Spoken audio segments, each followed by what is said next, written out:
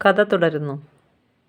കാലത്ത് കിഴക്കു വെള്ളക്കീറിയതും കാർമേഘശകലങ്ങൾ ഉരുണ്ടുകൂടി സൂര്യനെ മറച്ചതും ചെന്നം പിന്നെ മഴ ചാറാൻ തുടങ്ങിയതുമൊന്നും കുറുപ്പുമാഷ് അറിഞ്ഞതേയില്ല. ഗതകാല സ്മരണകൾ രാത്രി മുഴുവൻ മാഷിനെ അലട്ടുകയായിരുന്നു. പുലർച്ചയോടെയാണ് ഒന്ന് മയങ്ങാൻ കഴിഞ്ഞത്. കാറ്റിൽ തുറന്നടഞ്ഞ ജനൽപ്പാളികളുടെ വിടവിലൂടെ എറിച്ചിൽ അകത്ത് കടന്ന് മുഖത്ത് പുണ്യാഹം തളിച്ചപ്പോഴാണ് കണ്ണു തുറന്നത്.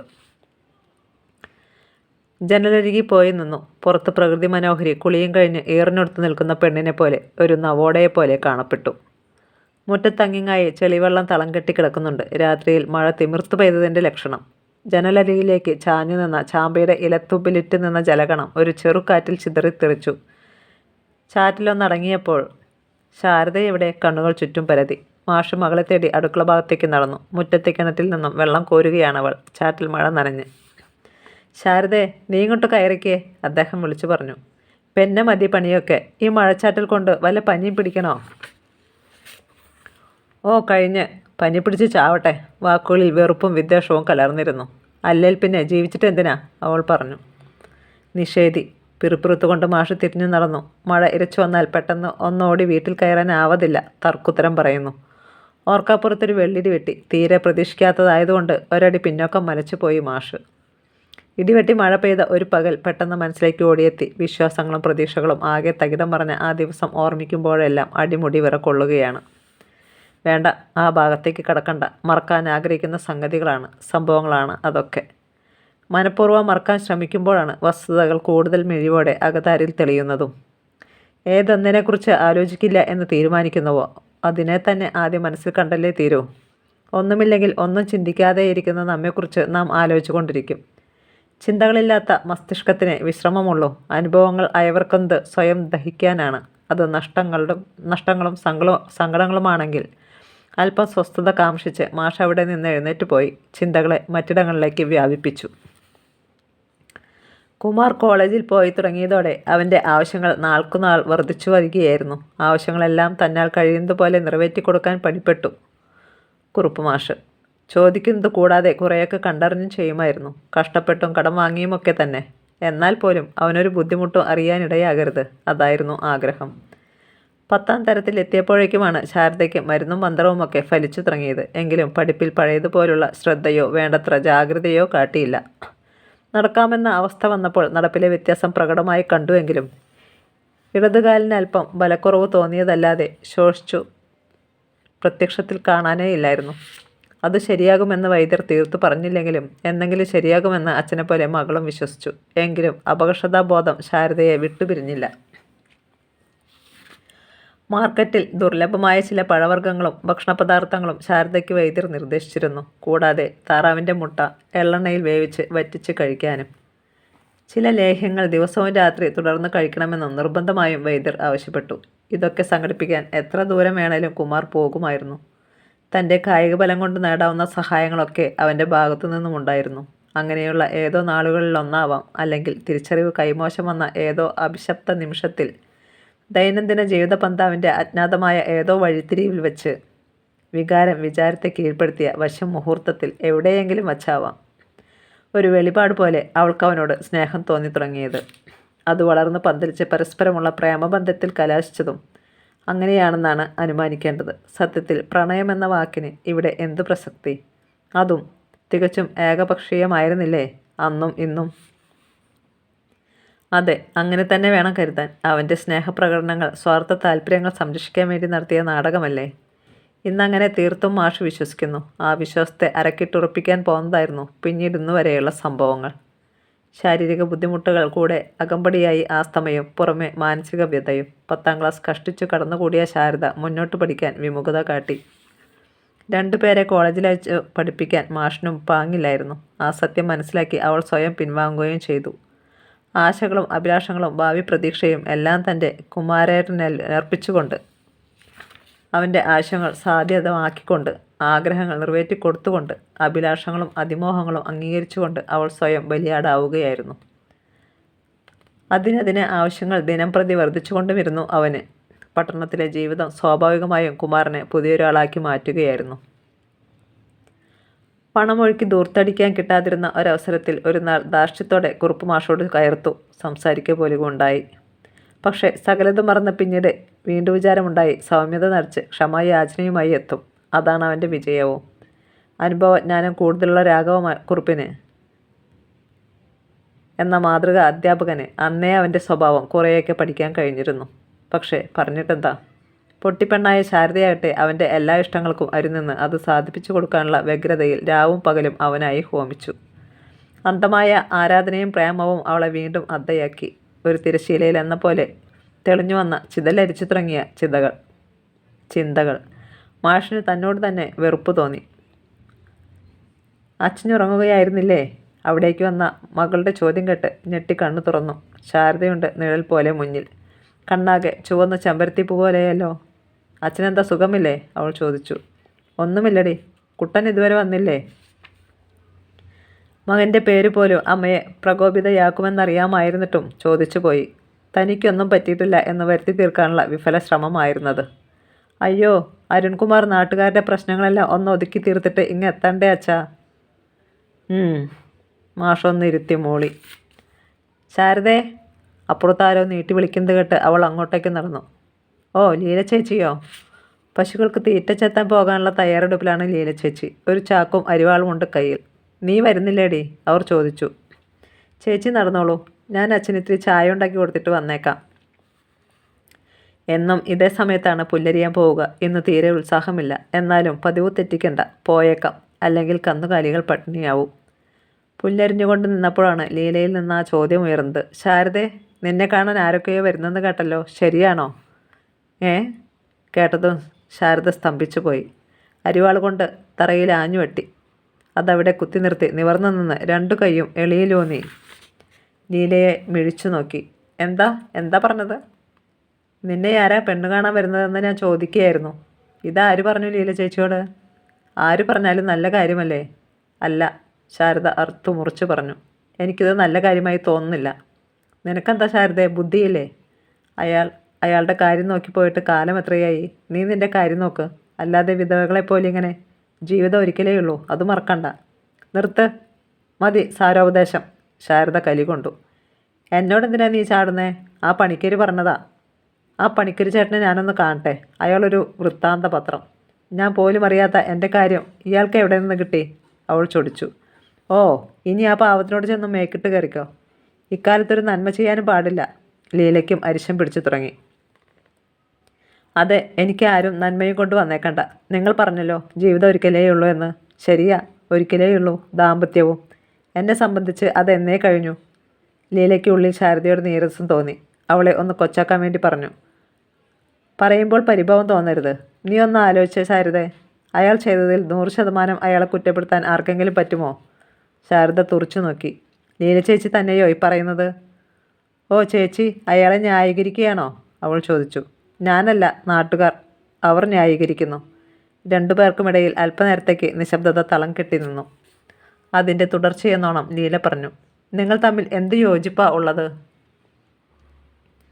അയാളാണെങ്കിൽ വിദ്യാസമ്പന്നൻ, സുന്ദരൻ, സുമുഖൻ. നിന്നെ സംബന്ധിച്ച് ഇത് വല്ലതുമുണ്ടോ?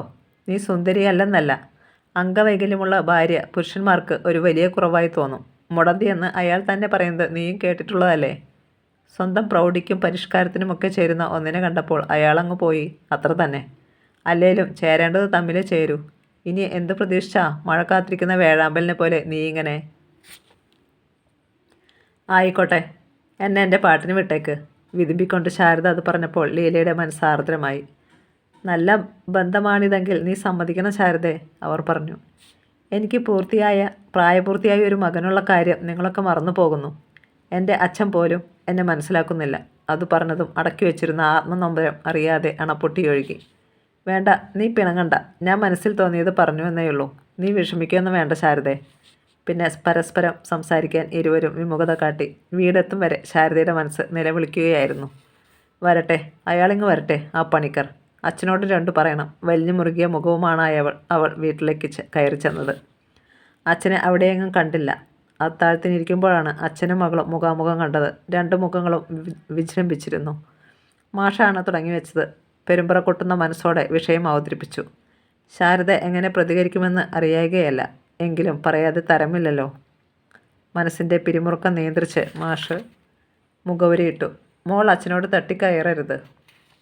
അവളത് കേട്ട ഭാവം നടിക്കാതെ ഒരു കുത്ത് ചമ്മന്തി കോരിയെടുത്ത് അച്ഛൻ്റെ പാത്രത്തിലേക്ക് ശക്തിയായി ഇട്ടുകൊടുത്തു. എന്തിനെന്ന് ചോദിക്കാതെ തന്നെ മാഷ് തുടർന്നു. നിന്നെ പെണ്ണ് കാണാൻ നാളെ ഒരു കൂട്ടർ വരും. ചെറുക്കൻ മിലിറ്ററിക്കാരനാ. ഇപ്പോൾ പട്ടാളത്തിൽ നിന്ന് പിരിഞ്ഞു പോന്നു. ഒറ്റ ശ്വാസത്തിൽ വിറയലോടെയാണ് പറഞ്ഞു നിർത്തിയത്. കേട്ടതും ശാരദ അച്ഛനെ തുറച്ചു നോക്കി. എന്നിട്ട് പൊട്ടിത്തെറിച്ചു. അവൾ ഈ ഒരു അവസരത്തിനായി കാത്തിരിക്കുകയായിരുന്നു. അച്ഛന് വയസ്സുകാലത്ത് വേറെ പണിയൊന്നുമില്ലെങ്കിൽ പോയിരുന്ന രാമനാമം ജപിക്കേ. ഞാനെന്താ കന്യകയോ എന്നെ പെണ്ണ് കാണാൻ? എൻ്റെ മകൻ ഇതറിയണ്ട. അതൊരു താക്കീതിൻ്റെ ശബ്ദമായിരുന്നു. എന്നിട്ടും 2 നാൾ കഴിഞ്ഞ് അവരെത്തി. ഒരു മധ്യവയസ്കൻ, തനിച്ച്. അച്ഛൻ്റെ ഒരു പഴയ സുഹൃത്ത്. പരിചയപ്പെടുത്തിയത് അങ്ങനെയാണ്. ചായയും എടുത്ത് ശാരദ ഉമ്മറത്തേക്ക് ചെല്ലുമ്പോൾ പട്ടാളക്കാരുടെ സ്വതസിദ്ധമായ ശൈലിയിൽ അച്ഛനുമായി അയാൾ ബഡായിപ്പ് അടിക്കുകയായിരുന്നു. വെടിയുണ്ട തലമുടിയിൽ തങ്ങി നിന്നെന്നോ മറ്റും. എന്നിട്ട് തലയുയർത്തി നോക്കിയതും ചായയും നീട്ടിപ്പിടിച്ച് ചെറു പരിഹാസ ചിരിയുമായി നിൽക്കുന്ന ശാരദയുടെ മുഖത്തേക്കാണ്. എന്നിട്ട് അവളെ അടിമുടി ചുഴിഞ്ഞു നോക്കി, ശരീരവടിവുകൾ അളക്കും പോലെ. അതിൽ അവളുടെ പ്രകടമായ നീരസം അയാൾ കാണുകയും ചെയ്തു. ശാരദയ്ക്കതിൽ അല്പം പന്തിക്കേട് തോന്നാതെയും ഇരുന്നില്ല. അയാൾ പോയി കഴിഞ്ഞപ്പോൾ മാഷ് പറഞ്ഞു, അയാൾ നിന്നെയൊന്ന് കാണാൻ വേണ്ടി വന്നതാ. വരുന്നുവെന്ന് പറഞ്ഞപ്പോൾ വേണ്ട എന്ന് പറയാൻ മനസ്സനുവദിച്ചില്ല. അതാ കുട്ടി. ഒരു ക്ഷമാപണം നടത്തി മാഷ്. എനിക്ക് തോന്നി, അവൾ പറഞ്ഞു. വെറുതെയല്ല. അയാൾ തന്നെ അടിമുടി അളന്നു തിട്ടപ്പെടുത്തിയത് അവളുടെ മനസ്സ് മന്ത്രിച്ചു. പക്ഷേ അച്ഛനോട് പറഞ്ഞത് ഇങ്ങനെയാണ്. പണിക്കരേട്ടനെ ഞാനിനി ഈ വീട്ടിൽ കാലുകുത്താൻ സമ്മതിക്കുകയല്ല. നോക്കിക്കോ. ഒരുത്തനെ കാത്തിരുന്ന വർഷം ഇപ്പോൾ 10-11 മൂക്കിൽ പല്ലിറങ്ങി തുടങ്ങിയപ്പോഴാണ് ഒരു കല്യാണാലോചന. അച്ഛൻ്റെ ആ കൂട്ടുകെട്ടിന്ന് അവസാനിപ്പിക്കും. ഇയാൾ എന്നു മുതലാണ് ഈ ദല്ലാൽ പണി തുടങ്ങിയത്? ഞാനൊന്ന് കാണട്ടെ, ചോദിക്കുന്നുണ്ട്. ഇത്രയുമായപ്പോൾ ശാരദയ്ക്ക് കരച്ചിൽ വന്നു പോയി. പിന്നെ സാവധാനം പറഞ്ഞു തുടങ്ങി. ഞാൻ ഇനിയും വിധവയായിട്ടില്ലല്ലോ അച്ഛാ. എവിടെയെങ്കിലും ആവട്ടെ, അദ്ദേഹം ജീവിച്ചിരിക്കുന്നില്ലേ? അതെവിടെയാണെങ്കിലും സുഖമായിരിക്കുന്നില്ലേ? അത് മതിയച്ഛ എനിക്ക്. അല്ലെങ്കിൽ തന്നെ ഈ ജന്മത്ത് അദ്ദേഹത്തെ പോലെ എല്ലാം തികഞ്ഞ ഒരു ഭർത്താവിനെ എനിക്കിനി എന്താ കിട്ടാനോ മറ്റോ പോകുന്നോ? അതിന് മാഷ് പ്രതികരിക്കുക തന്നെ ചെയ്തു, തികഞ്ഞ കോപത്തോടെ. എല്ലാം തികഞ്ഞവനായതാണ് നിന്റെ ദുർഗതി. അവനെ നഷ്ടപ്പെടാൻ കാരണവും വേറൊന്നുമല്ല. ഗതകാല സ്മൃതികളെ ക്ഷണിച്ചു വരുത്തുന്നവയായിരുന്നു അച്ഛൻ്റെ ആ വാക്കുകൾ. തിക്കിത്തിരക്കി വന്ന കാലഹരണപ്പെട്ട നരച്ച ഓർമ്മകളെ ആട്ടിയോടിച്ചുകൊണ്ട് അവൾ അവിടെ നിന്നും എഴുന്നേറ്റ് പോയി കിണറ്റിൻകരയിലേക്ക്. കുട്ടൻ്റെ മുഷിഞ്ഞ തുണികൾ ഒരുപാടുണ്ട് കഴുകാൻ. അവൻ അതിലൊന്നും ശ്രദ്ധയില്ല. വൃത്തിയായി നടക്കണമെന്നില്ല. അതിരാവിലെ വീട്ടിൽ നിന്നിറങ്ങും. എന്തിനെന്നോ എങ്ങോട്ടൊന്നോ ഇല്ല. വീട്ടിലിരിക്കാൻ ഇഷ്ടമേയില്ല. ഇരുന്നാൽ അന്നിവിടെ അലശണ്ടയാണ്. അതുകൊണ്ട് എവിടെ പോയാലും തടസ്സം പറയാറില്ല. അലഞ്ഞു തിരിഞ്ഞ് രാത്രി മറ്റുള്ളവർ ഉറക്കം പിടിക്കുമ്പോൾ വന്നു കയറും. മൂടി വെച്ചിട്ടുള്ള ആഹാരം അവന് വേണമെങ്കിലെടുത്ത് കഴിക്കും. ഉടുത്തുണി പറിച്ച് തോന്നിയിടത്തേക്ക് എറിയും. നേരം വെളുക്കുമ്പോൾ ഇറങ്ങിപ്പോകും. പ്രാതൽ കഴിച്ചാലായി. എവിടെ പോകുന്നെന്നോ എന്ത് ചെയ്യുകയായിരുന്നെന്നോ ചോദിക്കാൻ പാടില്ല. മറുപടി കിട്ടില്ലെന്ന് മാത്രമല്ല, തട്ടിക്കയറുകയും ചെയ്യും. വായിൽ തോന്നിയത് വിളിച്ചു പറയും. അമ്മയെന്നോ മുത്തച്ഛനെന്നോ ഇല്ല. അച്ഛനോടും ഈയിടെയായി കയർത്ത് സംസാരിക്കാൻ തുടങ്ങിയിട്ടുണ്ട്. ഒന്നേയുള്ളല്ലോ, പിഴയാണെങ്കിലും അതുകൊണ്ടങ്ങ് സഹിക്കുകയാ, അച്ഛൻ പറയും. ആഴ്ചകൾ ചിലത് കഴിഞ്ഞു. അച്ഛൻ മൗനിയായിരുന്ന് എന്തൊക്കെയോ കൂട്ടുകയും കുറയ്ക്കുകയും ചെയ്യുന്നത് ശാരദ കാണാറുണ്ടായിരുന്നു. അതിനു പിന്നിലെ പ്രേരകശക്തി പണിക്കരാണെന്നോ പണിക്കരുമായി നടന്ന രഹസ്യ ചർച്ചകളോ ഒന്നും അവൾ ശ്രദ്ധിക്കുകയുണ്ടായില്ല. പണിക്കർ പിന്നീട് കൺവെട്ടത്ത് വന്നതുമില്ല. ശാരദ കണ്ടതുമില്ല. അന്ന് ഏകദേശം ഉച്ചയോടടുത്ത സമയത്താണ് കിട്ടുപണിക്കർ വന്നു കയറിയത്. കൂടെ അയാളോളം തന്നെ പ്രായമുള്ള ഒരു മനുഷ്യനും. ആ മനുഷ്യൻ്റെ കണ്ണുകൾ ഉപ്പൻ്റേതുപോലെ ചുവന്നിരുന്നു. നെറ്റിക്കിരുവശവും കഷണ്ടി കയറിയ തടിച്ചൊരാൾ. കാഴ്ചയ്ക്ക് അത്ര സുന്ദരനല്ലെങ്കിലും വിരൂപനല്ല. വന്നപാടെ പണിക്കർ മാഷ്ടെ നേരെ കണ്ണുകൊണ്ടൊരു സംജ്ഞ കാട്ടി. അത് ഗ്രഹിച്ചിട്ട് എന്നവണ്ണം ഭവ്യതയോടെ മാഷ് അവരെ അകത്തേക്ക് കയറിയിരിക്കാൻ ക്ഷണിച്ചു. എന്നിട്ട് മകളെ വിളിച്ചു. ശാരദേ, കാപ്പി കൊണ്ടുവാ. അച്ഛൻ വിളിച്ചു പറഞ്ഞത് കേട്ടെങ്കിലും പണിക്കര് ചേട്ടനല്ലേ, അവിടെ ഇരിക്കട്ടെ, ധൃതി കൂട്ടേണ്ട കാര്യമില്ല എന്നോർത്ത് അവളത് കൂട്ടാക്കിയില്ല. ശാരദേ, അല്പം കഴിഞ്ഞ് വീണ്ടും വിളി വന്നു. ഒരു കട്ടൻ കാപ്പി ഉണ്ടാക്കി നിന്ന വേഷത്തിൽ തന്നെ 3 ഗ്ലാസ്സിലേക്ക് പകർന്നെടുത്ത് ശാരദ ഉമ്മറത്തേക്ക് വന്നു. അതവിടെ വച്ചിട്ട് തിരിഞ്ഞു നടന്നതും നിൽക്കൂ, ചോദിക്കട്ടെ എന്നൊരു അധികാര സ്വരം കേട്ടു. തിരിഞ്ഞു നോക്കുമ്പോൾ കണ്ടത് ദാഹിക്കുന്ന നോട്ടവുമായി 2 ചുവന്ന കണ്ണുകളാണ്. അവിടുന്ന് എങ്ങനെയും രക്ഷപ്പെട്ടാൽ മതിയെന്നായി. പെട്ടെന്ന് തികട്ടി വന്ന ഈർഷ്യയോടെ തിരിഞ്ഞു നടന്നു. അത് കഴിഞ്ഞ് പൂമുഖത്ത് പണിക്കരുടെ പതിഞ്ഞ സംസാരം കേൾക്കാമായിരുന്നു. ഒന്നും വ്യക്തമായില്ല. അവർ പോയതും സംശയം തോന്നി അവൾ അച്ഛനോട് തിരക്കി. അതാരാണച്ചാ? ചോദ്യത്തിലെ കാലുഷ്യം മാഷ് തിരിച്ചറിഞ്ഞു. അദ്ദേഹത്തിന് ഉത്തരമില്ലായിരുന്നു. അല്ലെങ്കിൽ ഉത്തരം വേണ്ട എന്ന് മകളുടെ മുഖം വിളിച്ചോതുന്നുണ്ടായിരുന്നു. മരിക്കണം, അതായിരുന്നു അവളുടെ ആഗ്രഹം. ഈ ശപിക്കപ്പെട്ട ജീവിതം ഇങ്ങനെ തുടരുന്നതിൽ ഒരർത്ഥവുമില്ല. എന്തൊരു ദുർവിധിയാണ് തൻ്റെ. സന്തോഷം പോയിട്ട് സമാധാനം പോലും വിധിച്ചിട്ടില്ല. വല്ലാത്തൊരു തലയിലെഴുത്ത്. അമ്മയെ കണ്ട ഓർമ്മ പോലുമില്ല. ഒരു മനുഷ്യജന്മത്തിൻ്റെ ഏറ്റവും വലിയ ദുര്യോഗമാണ് അമ്മയില്ലാതെ വളരുകയെന്നത്. നിർഭാഗ്യങ്ങളുടെ ആകെത്തുകയാണ് തൻ്റെ ജാതകം. വേദനയുടെ തീച്ചൂളയിൽ ഉരുകിത്തീരാനോ തൻ്റെ ഈ ശാപജന്മം? അവൾ സ്വയം പഴിച്ചു. ഉറങ്ങാൻ കിടന്നെങ്കിലും നിദ്ര അവളുടെ അയലക്കത്തു പോലും വന്നില്ല. അച്ഛൻ പകൽ പറഞ്ഞ വാക്കുകൾ തികട്ടി തികട്ടി വരികയാണ്. ചിന്തകൾ കാടു കയറുകയാണ്. അന്ധകാര നിബിഡമായ ഈ ഘോരവനത്തിൽ കല്ലും മുള്ളും ചവിട്ടി മെതിച്ച് താനിത് എവിടേക്കാണ്? നിഗൂഢതകൾ ഒളിപ്പിച്ച ഉൾവനത്തിലെ ഇരുൾ കട്ടപിടിച്ച തുരങ്കത്തിലേക്കോ? വികല ചിന്തകൾ മനസ്സിൻ്റെ ഇരുണ്ട ഇടനാഴികളിലൂടെ പിന്നോക്കം സഞ്ചരിച്ച് തട്ടിയും തടഞ്ഞും പിടിച്ചടച്ചും അങ്ങകലെ കറുത്തിരണ്ട ഗുഹാമുഖം ലക്ഷ്യമാക്കി പാഞ്ഞു. ഭയവിഹുലതയോടെ മറുപുറത്തു കണ്ട നേർത്ത വെളിച്ചത്തിൻ്റെ ഒരു പൊട്ട് അവളെ മാടി വിളിച്ചു. വെളിച്ചത്തോടടുക്കും തോറും മനസ്സ് ലാഘവമാകുന്നതും ഹൃദയം സംഘർഷഹരിതമാകുന്നതും അറിഞ്ഞു. അവിടെ കൊട്ടിയടക്കപ്പെട്ടത് തൻ്റെ ഭാവി ഭാഗധേയമായിരുന്നു. അതിനപ്പുറമുണ്ടായിരുന്നത് അനുഭൂതിയുടെയും ആത്മഹർഷത്തിൻ്റെയും സന്തുഷ്ടിയുടെയും സംതൃപ്തിയുടെയും സർവോപരി ആത്മസായുജ്യത്തിൻ്റെയും പ്രകാശമാനമായ ഒരു ലോകമായിരുന്നു. വർഷങ്ങൾക്കു മുൻപെങ്ങോ ആ വാതായനങ്ങൾ അടഞ്ഞുപോയി. അർഹിക്കാത്തത് ആഗ്രഹിക്കരുത് മോളെ. അച്ഛൻ്റെ താക്കീതിൻ്റെ ധ്വനി ചെവികളിൽ പെരുമ്പറ കൊട്ടുന്നു. ഒരിക്കലും ഒരിക്കലും ആഗ്രഹിക്കരുത്. താൻ ആഗ്രഹിച്ചുവോ അർഹതയില്ലാത്തതെന്തെങ്കിലും? ആദ്യമായി അത് കേട്ടപ്പോൾ അവൾക്ക് വിറഞ്ഞു വന്നു. അച്ഛനായിപ്പോയി. തിരിച്ചൊന്നും പറയാൻ വയ്യ. എങ്കിലും നെഞ്ചു പറയുന്ന വേദനയോടെ അന്ന് പറഞ്ഞു. അർഹിക്കാത്തതാണെന്ന് തോന്നിയില്ല അച്ഛാ എനിക്ക്. എന്നാൽ ഒന്നുണ്ട്, ഇതിനെല്ലാം വഴിമരുന്നിട്ടത് അച്ഛൻ്റെ ദുരാഗ്രഹം തന്നെയല്ലേ? കുമാരേട്ടൻ പറഞ്ഞതുപോലെ അച്ഛൻ്റെ സ്വാർത്ഥതയും അതിബുദ്ധിയുമല്ലേ ഇങ്ങനെയൊക്കെ വന്ന് ഭവിക്കാൻ കാരണമായത്? കുമാരേട്ടനെ ഞാനായിട്ട് കണ്ടെത്തിയതല്ലോ. പിന്നീട് ഓർത്തു, വേണ്ടായിരുന്നു. തൻ്റെ കുറുക്കിക്കൊള്ളുന്ന വാക്കുകൾ പാവ അച്ഛനെ വളരെയധികം വേദനിപ്പിച്ചിട്ടുണ്ടാവും. അതൊക്കെ കഴിഞ്ഞു പോയ കാര്യങ്ങൾ. ശാരദയ്ക്ക് ഉറക്കം വന്നതേയില്ല. എണീറ്റ് ജനാലക്കരികിൽ പോയി നിന്നു. പുറത്ത് കട്ട പിടിച്ച് ഇരുട്ട്. ആകാശത്ത് ഒറ്റ നക്ഷത്രമില്ല. ഇന്ന് അമാവാസിയാണ്. ദിവസങ്ങൾ കഴിയുമ്പോൾ തീർച്ചയായും ഒരു പൗർണമിയുണ്ടാകും. എന്നാൽ തൻ്റെ മനസ്സിലോ? അവിടെ എന്നും അമാവാസിയാണ്. ഇനിയൊരു പൂർണ്ണചന്ദ്രൻ അവിടെ ഉദിക്കുമോ? എന്നായിരുന്നു, എവിടെയായിരുന്നു, ഏത് ഉഷസന്ധ്യയിൽ അഥവാ സായന്തനത്തിൽ തൻ്റെ പൂർണ്ണചന്ദ്രൻ തൻ്റെ ഹൃദയത്തിലേക്ക് നിലാവെളിച്ചം പകർന്നത്? ഓർമ്മിക്കാനേ കഴിയുന്നില്ല. ചിന്തകളിൽ മാറാലെ കെട്ടിയിരിക്കുന്നു. അല്ലെങ്കിലും എവിടെയാണ്, എങ്ങനെയാണ്, ഏതിൻ്റെയും തുടക്കം എന്നാർക്കു പറയാൻ കഴിയും? പ്രത്യേകിച്ച് പ്രണയം. അതിനൊരു ക്ലിപ്ത സമയമോ നിശ്ചിത ദിവസമോ ഉണ്ടാകുമോ? ഏതോ ഒരു ബിന്ദുവിൽ തുടങ്ങി ക്രമാനുഗതമായി വളർന്നു വേരുറച്ചു പോയ ബന്ധം. എല്ലാ പ്രണയബന്ധങ്ങളും ഇങ്ങനെയാണോ? തുടക്കവും ഒടുക്കവുമെല്ലാം ഇമാതിരി തന്നെയാവുമോ? ഇല്ല, ഒരിക്കലുമില്ല. അദ്ദേഹത്തിൻ്റെ കോളേജ് പഠന കാലത്താണ് ഒരിക്കൽ അച്ഛൻ വീട്ടിലില്ലാതിരുന്ന ഒരവസരത്തിലായിരുന്നു കാൽമുട്ടിന് അസഹനീയമായ വേദന തുടങ്ങി. നിലവിളി കേട്ട് ഓടി വന്ന കുമാരേട്ടൻ വല്ലാതെ പരിഭ്രമിച്ചിരുന്നു. കട്ടിലിൽ തൻ്റെ അടുത്ത് വന്നിരുന്നു. എവിടെയാ ശാരീവേദന എന്ന് ചോദിച്ചുകൊണ്ട് തൻ്റെ കാലെടുത്ത് മടിയിലേക്ക് വച്ചു. തൊട്ടടുത്തിരുന്ന കുപ്പിയിൽ നിന്ന് കുഴമ്പെടുത്ത് താൻ തൊട്ട് കാണിച്ച ഭാഗത്ത് തേച്ചു പിടിപ്പിക്കാൻ തുടങ്ങി. എന്നിട്ട് പതിയെ മുട്ടുമുതൽ താഴേക്ക് ഒഴിഞ്ഞുകൊണ്ടിരുന്നു. ഈ പാവാട ഒരു ശല്യമാണല്ലോ പറഞ്ഞുകൊണ്ട് പാവാട മുകളിലേക്ക് തെറുത്ത് കയറ്റി. കൈക്കൊരു തട്ടും കൊടുത്ത് താനത് വലിച്ച് താഴെ ഇറക്കിയിട്ടു. ആ കൈ തൻ്റെ മുട്ടിൽ അമർന്നപ്പോൾ വേദന ശക്തിയായി അനുഭവപ്പെട്ടു. അയ്യോ വേണ്ടായേ, കാറിക്കരഞ്ഞുപോയി. എന്താ പെണ്ണേ? ഓ, ഞാനൊന്ന് തൊട്ടപ്പോഴേക്കും വല്ലാതെ അങ്ങ് നൊന്തു. ഒളിക്കണ്ണിട്ട് നോക്കിക്കൊണ്ടായിരുന്നു ചോദ്യം. ആ നോട്ടത്തിലും ചോദ്യത്തിലും പറഞ്ഞറിയിക്കാനാവാത്ത ഒരനുഭൂതി ഉടലാകെ തരിച്ചു കയറി. ആപദമധുരം. ആ സുന്ദരമായ മുഖത്തേക്ക് നോക്കി നോക്കി കിടക്കവേ വേദന അല്പാൽപമായി കുറഞ്ഞു വരുന്നതറിഞ്ഞു. വേദന കുറഞ്ഞപ്പോഴാണ് നാണം തോന്നിയത്. പെട്ടെന്ന് കാൽ വലിച്ചെടുക്കാൻ ശ്രമിച്ചു. അദ്ദേഹം ബലമായി പിടിച്ചിരിക്കുകയായിരുന്നു. വിടു കുമാരേട്ടാ. യാചന ദുർബലമായിരുന്നു. അദ്ദേഹം കൃത്രിമമായ കോപം നടിച്ച് തൻ്റെ കണ്ണുകളുടെ ആഴങ്ങളിലേക്ക് ഉറ്റുനോക്കി. പയ്യെ പയ്യെ കോപം അലിയുന്നതും നിർവചിക്കാനാവാത്ത ഏതോ ഒരു വികാരം ആ മുഖം തലയടിക്കുന്നതും കണ്ടു. തനിക്കും അതുവരെ അറിയാത്ത ഒരു നവ്യാനുഭവം ആസക്തിയായി ഇന്ദ്രിയങ്ങളിൽ പടർന്നു കയറുകയായിരുന്നു. ഉടലാകെ രോമാഞ്ചം കൊണ്ടു. സുഖദായകമായ ആ ഒരു നൈമിഷിക വികാരത്തിൽ നിന്ന് മോചനം നേടാൻ രണ്ടുപേരും ആഗ്രഹിച്ചു. രണ്ടു ദിശകളിലേക്ക് നോട്ടം പായിച്ചു. മനോനില വീണ്ടെടുത്തു. ജലപ്പരപ്പിലൂടെ ഒഴുകുന്ന ഒരു പൊങ്ങുതടിയുടെ അത്ര ലാഘവം തോന്നി വികാരവിക്ഷോഭം ഒന്നടങ്ങിയപ്പോൾ. പിന്നീട് കഴിവതും ഇതുപോലെ തങ്ങൾ തനിച്ചാവുന്ന സന്ദർഭങ്ങൾ ഒഴിവാക്കാൻ മനഃപൂർവ്വം ശ്രമിക്കുകയായിരുന്നു. മാസത്തിലൊരിക്കലേ കുമാരേട്ടൻ ഹോസ്റ്റലിൽ നിന്ന് വീട്ടിലേക്ക് വരുമായിരുന്നുള്ളൂ. ആഴ്ചയിലൊരിക്കൽ എത്തണമെന്ന് അച്ഛൻ നിർബന്ധിച്ചു പറഞ്ഞിട്ടും ഓണം, ക്രിസ്മസ് പോലുള്ള വിശേഷാവസരങ്ങളിൽ നീണ്ട അവധി കിട്ടുമ്പോൾ കൂടുതൽ ദിവസങ്ങൾ വീട്ടിൽ വന്ന് നിൽക്കുമായിരുന്നു.